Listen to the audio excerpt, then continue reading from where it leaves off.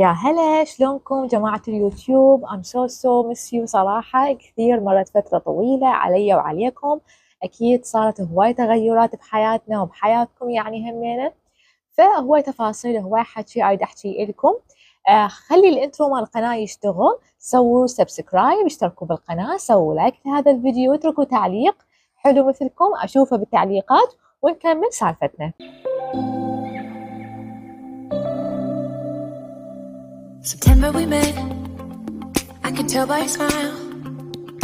You hadn't been with a good girl like me in a while. Yeah, you were impressed. طبعا أنا دائما متفاعلة بحساب الانستغرام وحساب الفيسبوك، طبعا روابطي الرسمية موجودة أمامكم، صفحة الفيسبوك والرابط والانستغرام، يعني لأن صفحاتي الرسمية، يعني ما عندي غير صفحات دير بالكم يعني، وكل الروابط راح تلقوها مثبتة بأول تعليق. فأنا سألتكم بالانستغرام، قلت لكم راح أسوي فيديو يوتيوب، كتبوا لي أسئلتكم، فكتبتوا لي مجموعة من الأسئلة وأنا هسه جايبتها وياي على مود أقراها ونحل شنو؟ نقراها ونجاوب كم سؤال يعني واحد عنده مشكلة، واحد عنده استفسار معين. بس للأمانة مو كل الأسئلة راح أحطها مثل ما تشوفون ملابسي جاية على مود أصور لكم هذا المقطع، لأنه صار فترة كلش طويلة إنه إحنا تركنا اليوتيوب. فيس يا جماعة الخير، راح أبدي بأول سؤال والحكي يجر بعضه.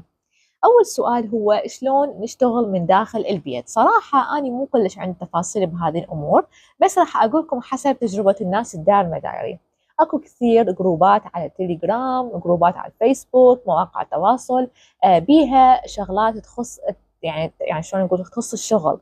فاكو ناس يشتغلون من ناحيه اداره السوشيال ميديا من داخل البيت، تصوير.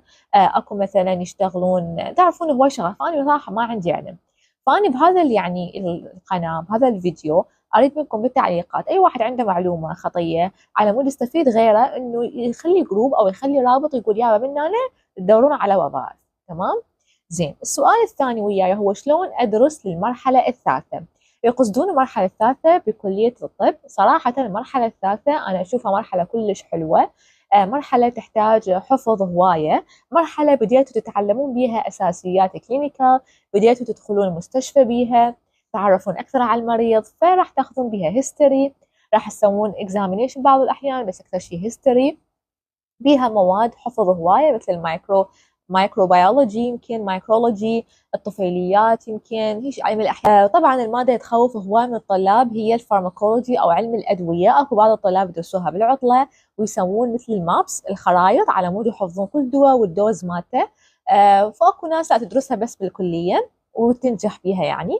فبشكل عام المرحلة الثالثة راح تحتاج من عندكم سرعة بديهية، سرعة كتابة، لأن بعض الامتحانات تكون دقيقتين تكتبون بها الإجابة، يعني الامتحان العملي. يعني هي مرحلة ثالثة تحتاجون حفظ هواية، ومرحلة كلش حلوة يعني، وشلون احنا نقول مرحلة راح تتونسون بها أكثر. طيب السؤال اللي بعده أنا همينه هنا أنا جايبته وياي، وهو شلون تعلمتي إنجليزي؟ صراحة أنا دا أحضر لكم مجموعة فيديوهات أو مجموعة تيبس بحيث أرتبها وأقول لكم واحد اثنين ثلاثة ان شاء الله قريبا يعني. فانتم خليكم فعالين الجرس مال القناه واشتركوا. اي ثينك يا جماعه الخير بعض الاسئله يحتاج لها وقت كلش طويل، فانا اخذت مجموعه منها. اكيد انا شوقتكم لاكو اسئله كلش ديب وعميقه، فراح اسويها لفيديو اخر ان شاء الله قريبا يعني. ان شاء الله ادعوا لي انه تتيسر هاي الفتره على خير، ولان عندي فتره كلش بيها ظروف صعبه علي، فيا رب ان شاء الله تتيسر على الكل. واكتبوا لي هسه انتم بيا مرحله وين وصلتوا. بنفس الوقت ان شاء الله بفيديو اخر نلتقي مجددا. اريدكم في الشغله باعتبار هسه اجواء الصيف واجواء تدريب صيفي لبعض الكليات، يعني تقريبا كل الكليات سواء كانوا كليات اداريه، كليات انسانيه، طبيه وغيرها، اكو تدريب صيفي، يعني كليه تدشكم لمستشفيات، مراكز، مستوصف، زين، تدربون بيه. راح تشوفون طبعا انتم بحساب الانستغرام اكيد شفتوا الريل اللي دائما انا انوه عنه دائما، اريد اوخر هاي الفكره السائده بالمجتمع.